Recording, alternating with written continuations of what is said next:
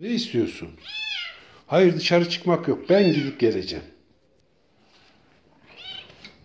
Bak. Hayır.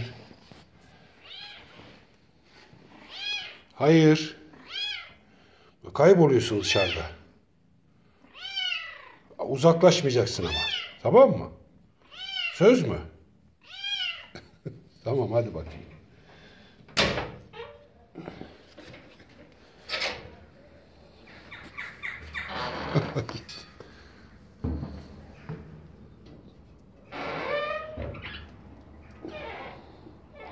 Şunu açık bırakayım mı? Ha, gitti arabanın altına. Ha.